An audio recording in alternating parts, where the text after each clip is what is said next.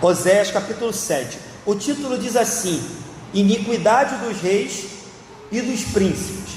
Iniquidade dos reis e dos príncipes. Então, como eu disse, queridos, Deus vai fazer uma nova queixa contra o seu povo. Deus novamente vai levantar o seu profeta para exortar, chamar a atenção, puxar a orelha do seu povo. E vocês vão ver que nessa pregação, ou nesse discurso de Oséias, fica muito claro que de um lado nós temos o gracioso amor, propósito de Deus em amar o seu povo, em restaurar o seu povo, em perdoar o seu povo. Em contrapartida, em choque, colidindo com a vontade de Deus, nós temos um povo rebelde, obstinado, pecador, problemático e que não queria saber de Deus. Então esse é o contexto em que Oséias está vivendo, e esse é o contexto que a gente vai mergulhar. Logo, um Deus gracioso e um povo rebelde vão colidir, e o resultado disso será o juízo, o castigo de Deus, a punição de Deus contra o seu povo. Versículo 1 diz assim: quando me disponho a mudar a sorte do meu povo e a sarar a Israel, se descobre a iniquidade de Efraim, como também a maldade de Samaria, porque praticam a falsidade, por dentro há ladrões, e por fora rouba a horda de salteadores. Vamos parar aqui, depois a gente vai seguir. Deixa a sua Bíblia aí aberta. Como eu falei na introdução, o desejo divino de demonstrar misericórdia para com o seu povo é manifestado logo no primeiro versículo. Ele diz: quando me disponho a mudar a sorte do meu povo e a sarar Israel. Então, dando a entender que o propósito de Deus era favorecer o seu povo e sará-lo das suas enfermidades e dos seus pecados. Contudo, o propósito bondoso de Deus é bloqueado, porque logo em seguida Deus diz: quando eu me disponho a perdoar, quando eu me disponho a mudar a sorte, quando eu me disponho a sarar, se descobre a iniquidade, se descobre a maldade, se descobre a mentira, se descobre os roubos. Ou seja, a graça de Deus foi bloqueada pela pecaminosidade do seu povo. Enquanto Deus buscava o povo buscava o pecado. Enquanto Deus tinha por desejo mudar a sorte do povo, o povo se afundava mais ainda nas suas iniquidades. Enquanto Deus declarava que o seu desejo era sarar o povo corria atrás de falsidade. Israel era uma nação, irmãos, que se recusou a buscar o arrependimento. Israel era uma nação que se recusou a ouvir a voz do seu Deus. E aí, fazendo uma rápida aplicação, tem sido assim também muitas vezes nas igrejas evangélicas por aí afora. O povo gosta da bênção, gosta da vitória, gosta da cura, gosta de ser sarado, gosta da prosperidade, tudo isso é bênção. Mas quando Deus vem exortar, corrigir, disciplinar, o povo corre de Deus. E aí Deus quer restaurar, mas é impedido. E parece até um contrassenso, porque eu sou um dos que afirma aqui que nada pode parar a vontade de Deus. Eu sou um daqueles que afirma que, querendo Deus, é isso que diz a Bíblia, quem impedirá? Eu sou um dos que afirmam que o propósito de Deus é infalível, como foi na vida de Paulo, como foi na vida de tantos outros homens de Deus, como foi na vida de Jonas, que tentou fugir, mas Deus foi vitorioso. Mas também a Bíblia nos diz em Isaías 59, não sei se você lembra desse texto, esse é um texto muito famoso, em Isaías 59, eis que a mão do Senhor não está encolhida para que não possa salvar, nem surdo o seu ouvido para que não possa ouvir, mas as vossas iniquidades fazem separação entre vós e o vosso Deus, e os vossos pecados encobrem o seu rosto de vós, para que vos não ouça. Então a Bíblia, que diz também que os planos de Deus são infalíveis, é a mesma que diz que os nossos pecados nos separam de Deus. É a mesma Bíblia que diz que Davi, mesmo sendo um homem segundo o coração de Deus, quando o procurou dizendo: Senhor, vou fazer uma casa para o Senhor, Deus disse: não faz porque tuas mãos estão cheias de sangue, teu filho Salomão vai fazer no seu lugar. Então há uns porém sim na palavra do Senhor. Então Deus quer restaurar a sua nação, mas a perversidade, o pecado, os crimes, a deslealdade, a idolatria, a perversidade, principalmente da liderança, reis, príncipes e sacerdotes, fizeram com que a graça de Deus não chegasse a esse povo. Então guarde isso, irmãos, a graça de Deus é perfeita, é infalível. Eu canso de pregar aqui que o amor de Deus é pela graça, que a salvação é pela graça, é independente do que você compra, do que você dá, de quanto você oferta, de quanto tempo você tem de igreja. A graça de Deus é boa, é ela que nos salva. Eu canso de dizer isso aqui, não vou nunca parar. Contudo, onde não há arrependimento, não há graça. Onde não há confissão de pecado, não há graça. Onde não há mudança de vida, não há graça. Aonde não há, carregue a sua cruz, não há uma coroa de vitória, irmãos. Então não banalize o Evangelho. O Evangelho é pela graça, independente do que a gente faz. Deus nos ama mesmo sendo miseráveis pecadores, e isso é o Evangelho da graça. Mas não zoe a graça, não banalize, não ridicularize a graça. A graça requer arrependimento, mudança de vida. A graça requer quebrantamento, confissão de pecados. É isso que a gente percebe. Não estava acontecendo isso aqui. Então Deus vai castigar o seu povo. Eu falei isso aqui há pouco tempo atrás e quero repetir. Às vezes a gente não entende por que a nossa sociedade anda tão corrompida, tão maligna, tão perversa. Essa semana eu vi uma reportagem, irmãos, que sinceramente é incompreensível, irmãos.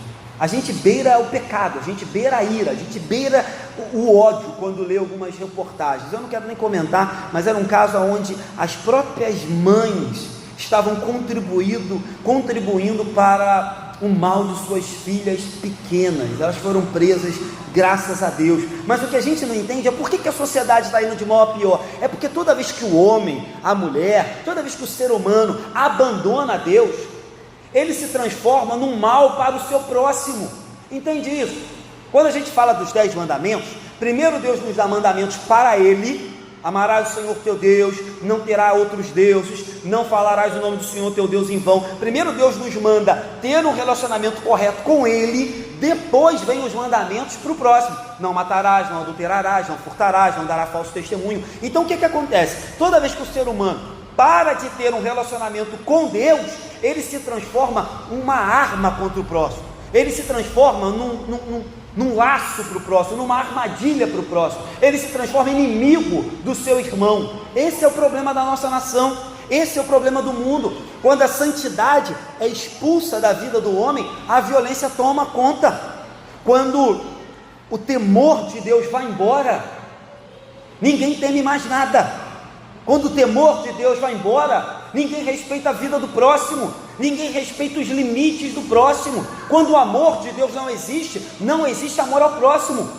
É por isso que eu sempre digo aqui, às vezes a pessoa fala: ah, pastor, meu amor no meu casamento acabou. Irmãos, o problema maior não é esse. O problema maior é que provavelmente acabou o seu amor para com Deus. Porque se o seu amor para com Deus estivesse em dia, o seu amor para com a sua esposa, para com o seu marido, não teria descido ladeira abaixo.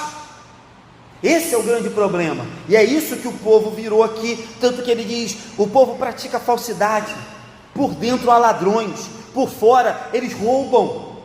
Por que o povo ficou doido? Porque eles não tinham mais temor a Deus. Por isso, vamos seguir? Vamos ler um trecho um pouco maior agora, do 2 ao 7, diz assim: não dizem no seu coração que eu me lembro de toda a sua maldade. Agora, pois, os seus próprios feitos os cercam, acham-se diante da minha face, com a sua malícia alegram ao rei, e com as suas mentiras aos príncipes. Todos eles são adúlteros, semelhantes ao forno. É a primeira vez que ele vai falar de forno, ele vai falar várias vezes sobre um forno, preste atenção. Todos são adúlteros, semelhantes ao forno, aceso pelo padeiro, que somente cessa de atiçar o fogo, desde que sovou a massa, até que seja levedada. No dia da festa do nosso rei, os príncipes se tornaram doentes com o excitamento do vinho, e ele deu a mão aos escarnecedores. porque prepararam o coração como um forno, enquanto estão de espreita, toda noite dorme o seu furor, pela manhã arde como labareda de fogo, todos eles são quentes como um forno, e consomem os seus juízes, todos os seus reis caem, ninguém há entre eles que me invoque. Como eu disse, é um trecho grande, é um trecho de difícil entendimento, é um trecho onde reina por 3 vezes a comparação de um forno. Eu vou tentar explicar um pouco o que Oséias quer dizer com esse forno, mas para começar, no versículo 2, Deus já faz uma declaração e diz assim: não dizem no seu coração que eu me lembro dos seus pecados. O que Oséias está dizendo? Que o pecado ele é tão sujo, que o pecado ele é tão maligno, que o pecado ele é tão perverso que ele nos emburrece, que ele nos cega, que ele nos torna ignorantes, ao ponto de nós acharmos que Deus não lembra dos nossos pecados. Ele diz: olha, o meu povo acha que eu não vejo o que eles fazem. Diz assim: não dizem no seu coração que eu me lembro da sua maldade. Aí Deus diz: eu não só lembro, como está na minha cara. Deus diz assim: eu não só lembro da sua maldade, mas os seus próprios feitos estão diante da minha face. Eu conheço todos, eu vejo, eles praticam diante de mim. E aí, de novo, quero abrir aqui um parênteses para dizer, irmãos, quando a gente acha que está cometendo pecado em oculto do pastor, em oculto da nossa mãe, do nosso pai, do nosso parente, eles estão na face de Deus. Não se engane, não existe pecado oculto, todos eles estão diante de Deus. Mas o que acontece?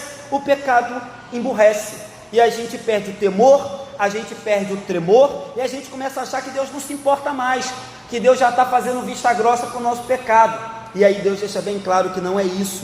Deus diz: eles estão diante da minha face, eles estão diante de mim, e como consequência desse pecado, eles estão presos do próprio pecado. Deus diz assim, agora os seus próprios feitos os cercam, eles estão cercados pelo seu próprio mal, eles estão sendo mantidos presos pela sua própria iniquidade, e logo logo eles encontrarão comigo como juiz, e eu castigá-los-eis por causa do seu pecado. O pecado é mortal, irmãos, não tem para onde fugir. Ainda que a gente se engane, ou ainda que a gente ache que alguns pecados são inofensivos, o pecado ele cega, emburrece, ele mata, ele nos afasta de Deus, ele nos faz desacreditar do próprio Deus. E aí quando chega no versículo 3, Oséias vira a sua acusação contra os reis e contra os príncipes, e ele vai constantemente, daqui até o final do seu livro, denunciar o pecado da liderança. E eu já falei aqui na igreja que o pecado da liderança, o pecado dos pastores, o pecado dos presbíteros, o pecado daqueles que têm o cargo na igreja, são infinitamente piores, porque eles fazem com que aqueles que são seus liderados, aqueles que são suas ovelhas, o imitem e caiam no mesmo caminho. Então ele acusa no versículo 3 o rei, ele diz: olha, com a malícia o rei fica alegre, com as mentiras os príncipes também se satisfazem. E aí eu também quero fazer um outro comentário, é um mal, da liderança, é um mal, seja política, seja liderança religiosa, seja liderança que for. Um mal da liderança, irmãos, é querer ouvir só aquilo que agrada. Dificilmente você vai encontrar um líder que gosta de ouvir crítica, que gosta de ouvir repreensão, que gosta de ouvir uma palavra de correção. Eles preferem ser enganados com a mentira do que ser constrangidos com a verdade. Isso vai na área da política, vai na área da igreja, isso vai em todas as áreas. Aí ele diz assim: com a malícia alegram o rei, com a mentira os príncipes. Então a gente também tem que tomar cuidado com isso. Eu sei que às vezes a repreensão dói, mas é melhor ser repreendido do que ser enganado. Mas tem gente que prefere ser enganado do que ser repreendido. O texto segue e ele começa a falar do forno, e provavelmente o forno aqui é uma alusão, é uma comparação com aquilo que os sacerdotes estavam fazendo. Eles estavam aquecendo o seu coração, aquecendo as suas brasas para queimar os reis, os príncipes queimar a nação com o seu pecado. É mais ou menos isso, para tentar simplificar. A traição dos sacerdotes, a traição religiosa e política, era comparada a um forno que queimava a todos. Pastor, por que isso? Da onde o senhor está tirando isso? E da onde Oséias tirou isso? Como eu disse, para a gente é difícil entender, mas para Oséias não é. Depois, se você ler com calma, lá em 2 Reis, o tempo em que Oséias está profetizando é um pouquinho depois desse período que eu vou falar. Em 2 Reis, capítulo 15, do versículo 8 até o versículo 30, vai falar que Israel teve 5 reis. Desses 5 reis, em 20 anos, 5 pessoas reinaram. Desses 5, 4 durante 12 anos foram assassinados, e eles foram assassinados pela pessoa que tomou o lugar deles. Ou seja, eles armavam ciladas, golpes, eles tramavam golpes para matar e assassinar o líder religioso. Tem um teólogo chamado Warren, o sobrenome eu não vou saber falar, ele diz que Oséias está descrevendo uma festa no palácio, e os sacerdotes e aqueles que estavam em volta do rei fingiam uma festa, embriagavam a todos, serviam vinho e bebida para todos, eles se deleitavam nas piores práticas daquela festa, tudo de ruim acontecia, e quando o povo estava embriagado, olhando para a festa, louco na festa, o golpe acontecia, a cilada acontecia. Então ele diz, olha, eles esperavam uma oportunidade para que durante as festas todos relaxassem, para que eles pudessem matar o rei de forma corrupta. Por exemplo, Salum matou Zacarias e reinou no reino de Israel. Depois, Manaém matou Salum, que já tinha matado Zacarias. Zacarias aqui não é o profeta, tá? É o rei. Matou também. Aí Salum morreu, Manaém assumiu, Manaém reina, ninguém mata ele. Assume Peca o nome dele. Peca vai e mata Pecaías. Pecaías morre, Peca fica. Oséias, que não é o profeta, era um rei, se levanta e mata Peca. Peca morre, Oséias reina por mais um longo de tempo, e Oséias aparentemente não foi morto por ninguém. Mas esse era o contexto de Israel, tanto que Deus chega aqui e diz assim: todos são adúlteros, e ninguém me busca, não há um que clame a mim. Ele diz assim no versículo 7, ninguém há entre eles que me invoque.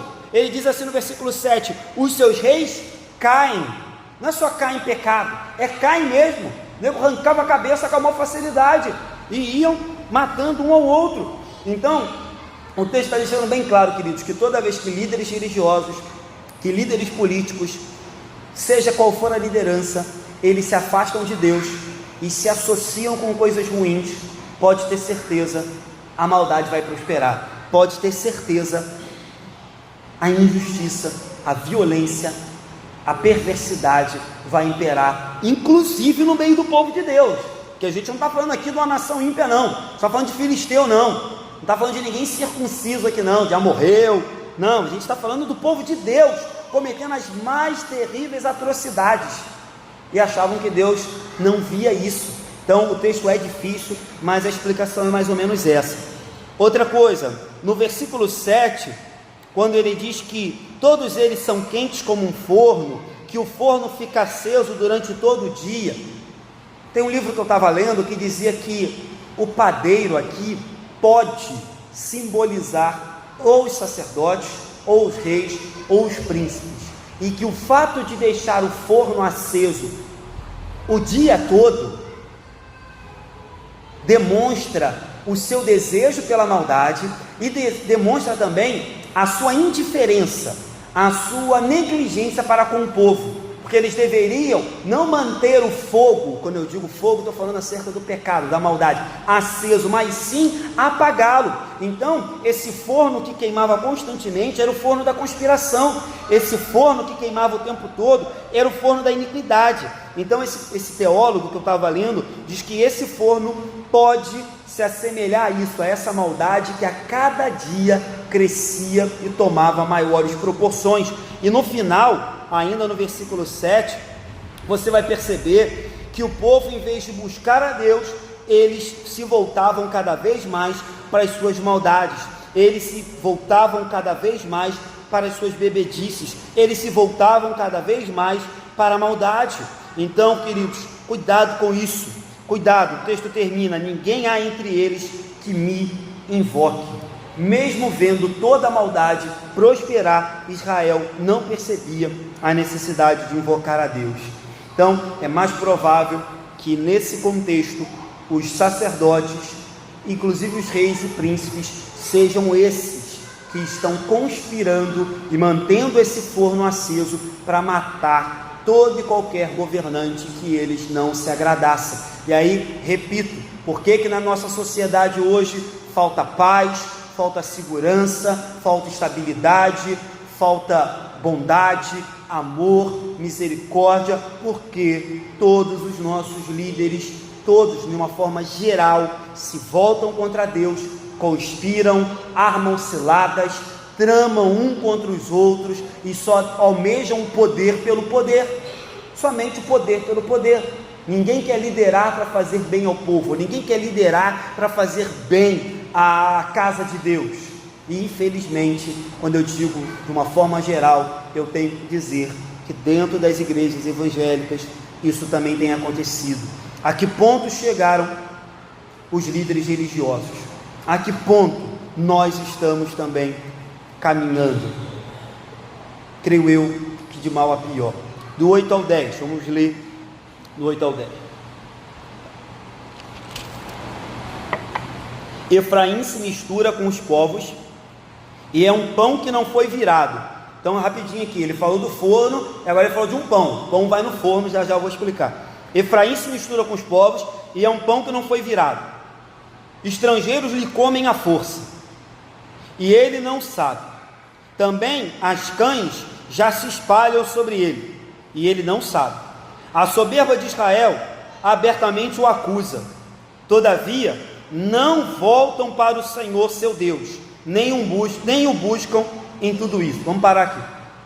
Ele fala que havia um forno, que esse forno estava aquecido além do limite e que uma massa colocada nesse forno. Ele falou da massa lá no versículo 4, agora ele diz que essa massa já é um pão que foi colocada no forno no versículo 8, e ele diz que esse pão não é virado e ele queima, e além disso, esse pão é comido pelos estrangeiros, pelas nações inimigas. O que a gente pode tentar entender disso aqui? Estava lendo um livro que diz que a parte, e aí eu vou colocar entre aspas, vamos supor que fosse a nossa vida, e que a nossa vida ela fosse dividida, nós vivêssemos uma vida dupla, metade do nosso coração a gente se misturasse com o mundo, em vez de ser influência para o mundo, a gente se corrompesse, e a outra metade do nosso coração a gente tentasse servir a Deus. Então no domingo a gente vem na igreja e de segunda a sexta a gente vive lá no mundão, cometendo as coisas mais terríveis do mundo. O que o teólogo que eu estava lendo diz? Que o lado que ficou virado, o lado do pão que ficou virado para a brasa, ele queimou, ele torrou, ele tostou, ele ficou intragável, porque ele se misturou com as nações. E a outra metade que estava virada para Deus, mas não estava totalmente entregue a Deus, ficou crua, ficou intragável, também ficou horrível. Ou seja, não serve nem o lado que está virado para o fogo, porque queimou, ninguém quer comer, e nem serve o outro lado que supostamente adorava a Deus, porque esse lado está cru, ninguém quer. Ou seja, um pão que não é virado, uma pizza, uma massa que não é virada, que não está sempre em constante contato com a brasa, devidamente aquecida, não serve para nada. Um lado queima, o outro lado está cru, ninguém quer comer. Então é isso que estava acontecendo com Israel. Israel dividiu o seu coração, Israel dividiu a sua vida e disse: olha, um pezinho no mundo e um pezinho para Deus, e vamos seguindo que vai dar tudo certo. No final a gente passa com a nota, passa na média, passa raspando. E aí o profeta diz: olha, vocês são uma massa que não foi virada, Vocês são uma massa queimada, vocês são intragáveis. O lado queimado ninguém quer, o lado cru muito menos. Vocês não servem para nada, Israel. E pior, os estrangeiros ainda comem você à força. E aí, a história de Israel conta que esse comer à força provavelmente era impostos, pessoas que eram levadas cativas, e a escravidão que o Egito, a Assíria e a Síria constantemente, e depois a Babilônia, lançavam contra o povo de Deus. E aí outra coisa muito legal desse texto é que ele diz assim: as suas cães se espalham. Cães é cabelo branco, mas ele não sabe. É como se o texto dissesse assim: olha, Israel está ficando velho, Israel está ficando fraco, Israel está abatido, Israel não tem nem mais força, e ainda assim não percebeu que a sua iniquidade só está acabando com a sua vida. E aí eu percebo com isso que, independente da idade que nós tenhamos, independente da quantidade de cabelo branco que a gente tem, independente do tempo de igreja que a gente tem, a gente pode ainda ser ignorante. É claro que normalmente, quanto mais antigo, quanto mais experiente, quanto mais tempo de igreja, a pessoa se torna um pouco mais sábia, mas isso não é uma verdade absoluta. Às vezes a gente encontra crente antigo de igreja, mas que é menino, gente antigo de igreja, mas que não sabe nada. Queridos, deixa eu falar uma coisa para vocês aqui. Eu me assusto. Esses dias eu estava conversando com a Meuri, ali na rua, e a gente estava comentando como a gente se assusta com pessoas que passam 10, 20, 30 anos na igreja e não conseguem discernir o básico do Evangelho, não conseguem diferenciar o básico do Evangelho. Pessoas que passam 10, 20, 30 anos na igreja e não entendem que a mensagem final do Evangelho é ou vida eterna com Jesus ou morte eterna sem Jesus.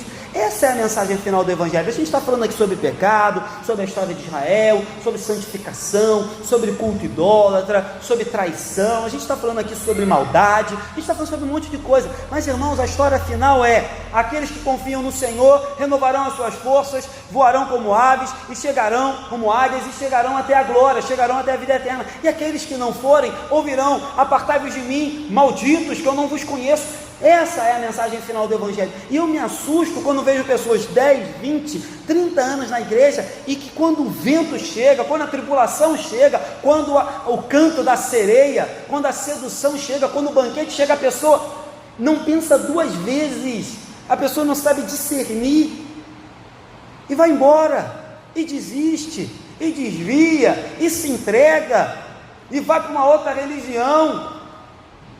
Eu não consigo, irmãos, compreender um negócio desse. Isso nos mostra o quê? Que independente do tempo de igreja que as pessoas tiverem, ainda assim elas podem não saber nada do Evangelho, nada de Cristo, nada da vida eterna, nada da condenação eterna, nada. Eu falo isso constantemente, às vezes eu devo ser até chato com isso. Alguns irmãos devem falar: pô, pastor, mas eu não preciso ouvir isso. Mas a gente tem que falar, irmãos. Tem gente que vem domingo na igreja, isso aqui é só mais uma reunião, é só mais uma religião, é só mais uma igreja, é só mais um ritual, que dá um dinheirinho, levanta a mão, canta o louvor, e depois a vida que segue. Eu tenho que falar, irmãos, porque essas almas vão parar no inferno se não entenderem o que é o Evangelho, e Deus vai cobrar de mim se eu não falar. Israel estava de cabeça branca e ainda assim cometia os piores pecados, quem sabe de um menino. Israel falhou em todas as suas missões. Para com Deus não adorava em espírito e em verdade, para com o mundo deveria ser influência, mas foi influenciado, se misturou e foi queimado. Irmãos, será que estamos assim? Será que a nossa vida tem sido assim? Será que temos nos tornado assim, misturados com o mundo e cruz na presença de Deus? Que Deus nos livre disso. Charles Fenneberg diz que é fácil um cristão se tornar um pão que não foi virado. Ele diz que é muito fácil nós termos muita doutrina, e doutrina é bom, é isso que a gente está sempre pregando e ensinando aqui, mas se a gente não tem atitude, nós somos um pão que não foi virado. Muita doutrina, pouca atitude. Ele diz que é muito fácil nós termos muito credo, falarmos bonito, confessarmos a nossa fé, mas termos pouca conduta, é um pão que não foi virado. Ele diz: é muito fácil nós termos muita crença, mas pouco comportamento, isso é um pão que não foi virado. É fácil termos muitos princípios, muitas regras, mas poucas práticas para com aqueles que precisam do amor de Deus, isso é um pão que não foi virado. Então ele diz: cuidado. A gente olha para Israel e diz: meu Deus, Israel é maldito, Israel está perdido. É mais fácil do que a gente pensa ser um pão que não foi virado. Israel abandonou Deus, correu para as nações vizinhas, perverteu o culto de Deus e acabou sendo comido e escarnecido pelos ímpios. A soberba de Israel, diz o versículo 10, o acusa. A soberba de Israel o condena. A Bíblia diz que a soberba precede a ruína. A soberba é a sala de espera do fracasso. A soberba, ela é o corredor que nos leva à queda. Mas mesmo aflito, mesmo oprimido, mesmo sendo exortado por Deus, Israel correu atrás das outras nações. Ele diz: a soberba de Israel o acusa, não voltam para o Senhor seu Deus, nem o buscam. E aí aqui fica uma contradição bem estranha. Israel não voltava para Deus, mas se voltava para as nações, tanto foi que o seu lado do pão queimou, entre aspas. Israel não buscava Deus, mas toda vez que vinha uma ameaça de invasão, eles faziam parcerias com outra nação inimiga. Você lê a história, você vai ver, existiam naquela época 3 grandes inimigos de Israel: Egito, Assíria e Síria. Israel, desculpe o termo, irmãos, era uma nação extremamente sem nenhuma vergonha. Quando o Egito ameaçava, eles corriam para a Síria. Quando a Síria ia fazer um acordo, falava: tudo bem, beleza, mas vocês vão ter que ficar me pagando tantos impostos, vão ter que me mandar tanto de ouro, tanto de prata, e todo ano vocês vão ter que renovar, vão ter que enviar escravos para cá, beleza. Aí, quando eles cansavam de servir a Assíria, eles se associavam com a Síria para contra-atacar. Aí, quando a Assíria se levantava, eles iam no Egito e pediam para ajudar. Ou seja, eu falei isso aqui segunda-feira, segunda não, falei isso, não sei mais, sei lá, quinta-feira na casa de Edmo. É que essa semana foram tantos dias, foi na casa de Edmo. Eu falei que às vezes, irmãos, a gente procura tanta ajuda, a gente conta os nossos problemas para tanta gente, não que isso seja errado, se você confia naquela pessoa, se aquela pessoa é uma pessoa de oração, é um irmão fiel, sabe, confiável, mas às vezes a gente procura tanta ajuda e não procura a quem deveríamos procurar, que é o nosso Deus. É o que Israel está fazendo aqui. Deus diz: olha, não se voltam para mim, não me buscam, em contrapartida correm de lá para cá, daqui para lá, atrás de nações inimigas. E aí eu repito, às vezes a gente faz isso também, e isso não agrada o nosso Deus. 11, 12, agora vai vir um novo exemplo, vamos ver. Porque Efraim é como uma pomba enganada, sem entendimento. Chamam o Egito e vão para a Síria, viu? Acabei de falar que cada hora eles iam para um lugar. Chamam o Egito e vão para a Síria. 12. Quando forem para um desses lugares, sobre eles estenderei minha rede, e como aves do céu os farei descer. Castigá-los-ei segundo o que eles têm ouvido na sua congregação. Vamos parar aqui. Você vê que Deus diz assim: olha, Israel está tão doido, que ele não é só um pão queimado de um lado e cru do outro, ele também parece uma pomba enganada, ele parece um pássaro perdido, ele parece um pássaro indefeso, não tem noção do perigo. O pecado, como eu já disse, deixa o homem estúpido, ingênuo, descuidado, enganado. E aí Israel está aqui como uma pomba que ora vai para o Egito, ora vai para a Síria, cada hora busca auxílio num lugar. Em contrapartida, repito, clamar ao Senhor que é bom, nada. Em contrapartida, buscar ao Senhor que é bom, nada. Mas voava para lá e para cá, né? E aí de novo, deixa eu fazer um paralelo. O que tem de crente que vive voando aí, não é verdade, irmãos? O que tem de crente que vive voando de igreja em igreja, de canto em canto, de esquina em esquina. O que tem de crente que voa, meu irmão, mas não para em lugar nenhum, não está no gibi.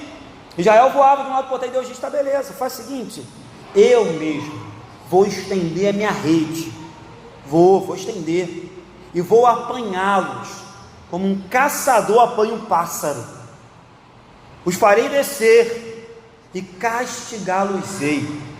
Deus pessoalmente diz que castigaria o seu povo, por causa da sua inconstância em ficar voando, ou talvez, um outro exemplo, pulando de galho em galho, buscando socorro naqueles que não podiam dar. Então ele diz: Israel é uma pomba sem entendimento, chamam o Egito, vão para a Síria, mas serão castigados por mim, digo eu, o Senhor. 13-16.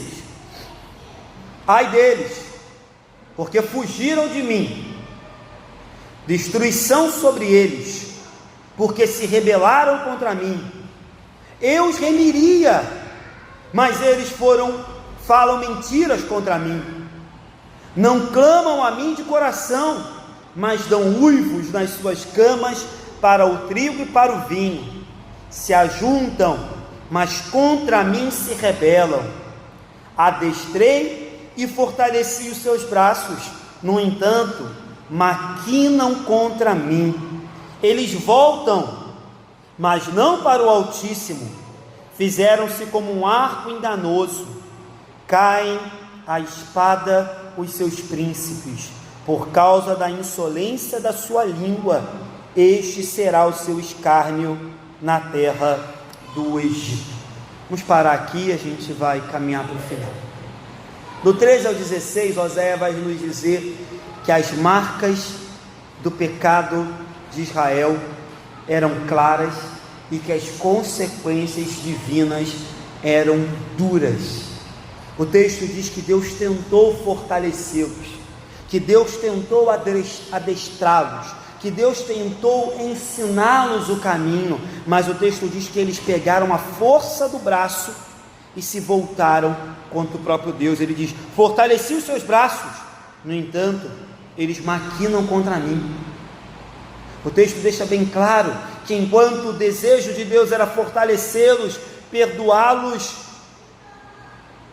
remissão, ele diz: eu os remiria, mas eles falam mentira. Enquanto a vontade de Deus era remi-los, perdoá-los, fortalecê-los, educá-los, o povo fazia o contrário. O povo mentia, o povo vagueava, o povo se rebelava, o povo era insolente.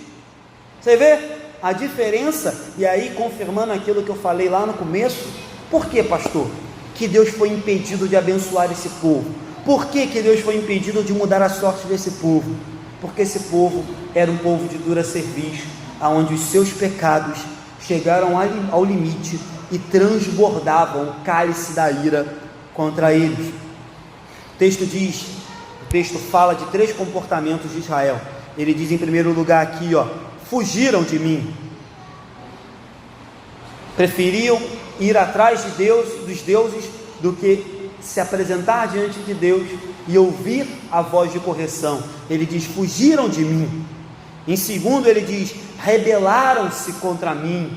Amém? Em vez de se submeter à voz de Deus, não apenas fugiram, como também fizeram uma rebelião política, matando reis, rebelião espiritual, adorando a outros deuses e outras rebeliões mais. E por último diz aqui, também mentiram contra mim. Ou seja, se não bastassem fugir, se rebelar, eles a todo momento tentavam enganar o próprio Deus. Falei isso aqui semana passada, né? Israel achava que se eles trouxessem grandes ofertas, animais bonitos, grandes quantias para oferecer a Deus, Deus ia se dar por satisfeito e falar: tá, beleza, agora está tudo certo entre nós, está tranquilo, pode ir, continua vivendo essa vida maldita, porque vocês me trouxeram muita oferta. Deus diz: eu não quero esse negócio não. Quem disse que eu quero isso? Vocês esqueceram a minha palavra do profeta Samuel: misericórdia quero e não holocausto, prefiro obedecer do que sacrificar. Então o povo achava que fazia isso, então o povo tentava mentir, o povo tentava fraudar, o povo tentava macular o culto, fazendo uma oração insincera e mentindo com a língua. Aí o texto diz: eles se voltam. Versículo 16 diz: eles se voltam. Aí você fala: opa, Israel vai voltar. Aí Deus diz: mas não para o Altíssimo. São um arco enganoso, na espada os seus príncipes morrem, e eles são escárnios na terra do Egito. A situação de Israel é lamentável. Como eu tenho dito aqui semanas após semanas, é duro olhar para esses textos e não sair daqui com o coração apertado, e às vezes até um pouco com falta de ar, pedindo: Senhor, quão duras são as tuas palavras e quão dura é a tua mão, quão pesada é a sua mão. Contudo, queridos, eu acredito que palavras como essa servem para que a gente repense a nossa vida.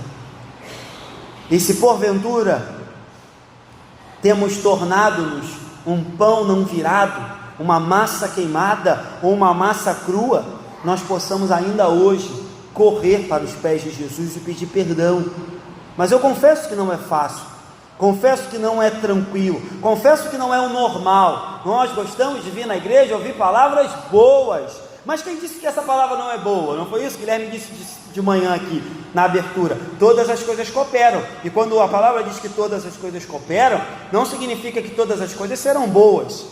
Inclusive coisas difíceis cooperam para a nossa vida, nos fortalecem, nos aperfeiçoam, nos purificam, nos edifica, nos dá experiência. Talvez seja essa a verdade que Deus quer revelar para mim e para você durante essas manhãs que a gente tem sido constantemente exortado. Guarde isso. Deixa eu terminar. 4 aplicações, e de todas, apesar do castigo de Deus ser muito duro, a aplicação mais importante que eu queria fazer e queria que você guardasse é que mesmo diante de toda essa perversidade, mesmo diante de toda essa calamidade, mesmo diante de toda essa iniquidade aqui, diante desse caos, o anseio, a vontade de Deus sempre foi de sarar o seu povo. Ele vai fazer, o povo vai tomar um castigo feio, mas ele vai fazer. A gente conhece a história, o texto é pesado, mas não se esqueça que ele começa assim: quando me disponho a mudar a sorte do meu povo e a sarar Israel. Essa é a vontade de Deus, esse é o desejo de Deus, esse é o caráter de Deus. Mas ele também é fogo consumidor, ele também é justo. Então, o texto é pesado, mas se você está aí se sentindo espremido pela mão de Deus, lembre, Deus diz: eu quero mudar a sorte do meu povo, eu desejo sarar Israel. Quando chega no 13 ele diz: eu os remiria, eu os resgataria, eu os perdoaria. Mas eles falam mentira contra mim. Então o problema aqui não está em Deus, o problema aqui não está na palavra de Deus, o problema aqui não está na dureza da mão, no pesar da mão de Deus. O problema aqui está no que a gente leu em Isaías: os vossos pecados fazem separação entre vós e o vosso Deus. Guarde isso. O anseio divino sempre será em nos colocar de pé, mudar a nossa sorte, mudar a nossa vida, trocar as nossas vestes, sarar as nossas feridas e nos dizer: vinde benditos de meu Pai. Esse sempre será o desejo de Deus. Contudo, não foi o que aconteceu. Segunda aplicação aqui, nós percebemos quão confuso fica um coração governado pelo pecado. Ele fica cego, ele fica ignorante, e ele nem percebe mais que os seus pecados ofendem a Deus e que Deus vai castigá-lo. Então cuidado, se você anda cego, se você anda confuso, se você anda concordando com o pecado, se você anda se deleitando no pecado, é sinal de que o seu coração já está cego por causa do pecado. Terceiro ponto aqui, não podemos ser como Israel, de um lado queimado, porque se misturou com a impiedade, do outro lado cru, porque não se aqueceu da palavra de Deus como deveria. Nosso propósito é ser luz para as nações e receber a luz de Deus. Primeiro nós recebemos a luz de Deus, depois nós somos luz para as nações. Quarto e último aqui, só para ficar memorizado: cabelos brancos, tempo de igreja, ministério, função, ser líder de departamento, não quer dizer nada. Você pode ter tudo isso que eu falei e ainda assim ser um pão cru, e ainda assim não ter amadurecido para a maior verdade do Evangelho, que Jesus Cristo é o caminho, a verdade e a vida, e que ninguém vai ao Pai senão por Ele. Que Deus nos abençoe, amém?